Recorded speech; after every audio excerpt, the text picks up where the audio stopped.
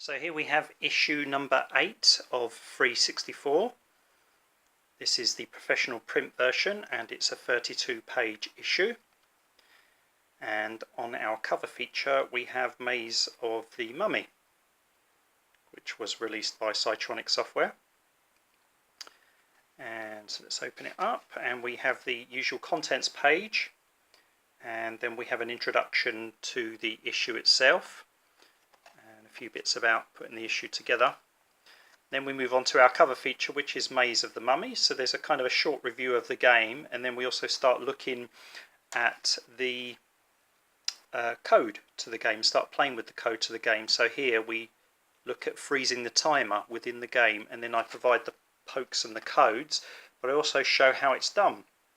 So in this instance I show you that I'm using ICU64 on the PC, and then further down here I'm using the Action Replay cartridge on the Commodore 64. And so we also provide infinite credits on the game, and there's a screenshot there of some of the code there.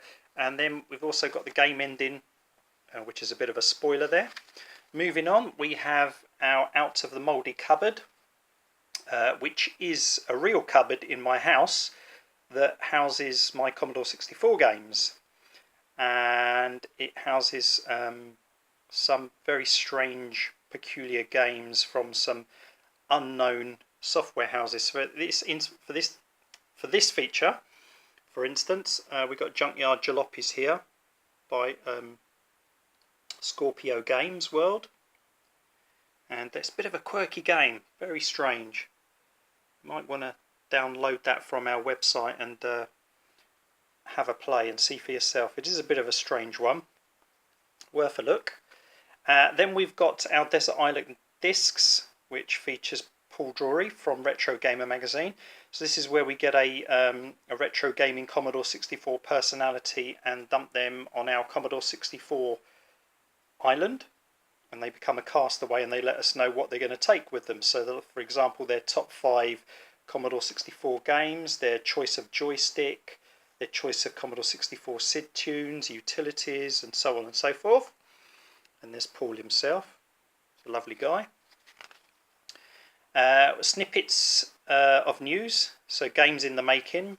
This is kind of a news section where we feature Lumberjack Deluxe and also Flying Jack, 2 games in the making. And we also have our Twitter vote section there, where this time it's a question on what's your favourite Commodore 64 shoot 'em up from this small list. And you can see there the winner is R-Type. Then we have game ending focus. So this is the Rick Dangerous game ending for the Commodore 64. Doesn't get a high mark, unfortunately. Not particularly brilliant game ending. Brilliant game, but not a great game ending. Then we have our Coder's Corner with Federico Sesler, who's the guy that did the graphics for Maze of the Mummy, which coincidentally is our cover feature as well, cover feature game.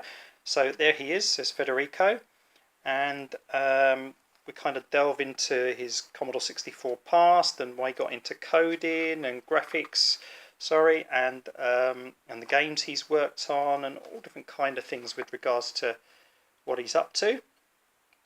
And that's a 6-pager.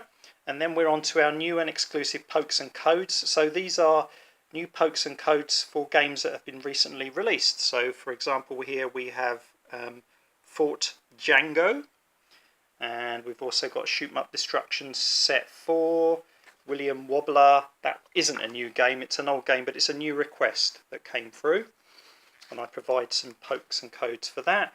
Then we have our infamous secret Squirrel, who reveals some secrets to Ace 2 by Cascade Games, Arg by Melbourne House, Crazy Kong by Bubble Bus. So these are all hidden codes and messages within games, and we reveal them.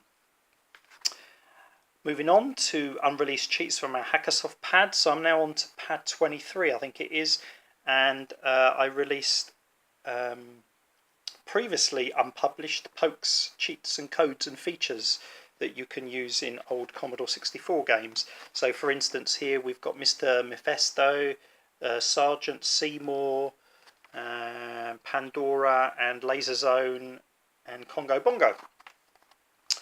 Then we have Tapper, next level, Tapper, so it reveals all the level graphics to Tapper on the Commodore 64. And believe it or not, I only ever thought there was that level screen and that level screen. I never got further than that. But you kind of get this space scene, and then it moves on to a different site. I really had no idea that there were these other levels within the game itself. Just goes to show you how rubbish I am at playing games. And then there's the "and finally," which is me having my say about how many Commodore 64s do we need. I own 11. How many do we really need? And then there's a bit about the next issue, which is number 9, which features Dizzy on the front, and also an interview with one of the Darling brothers, David Darling, sorry, who was owner of Codemasters. And we have a great discussion with him. So that's the next issue. And then on the back page here, we have Space Trip 2086. Which is coded by the great Akim Volkers and music by Saul Cross.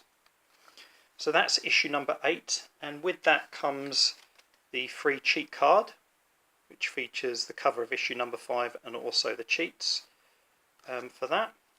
And that's it. FREEZE64, issue number 8.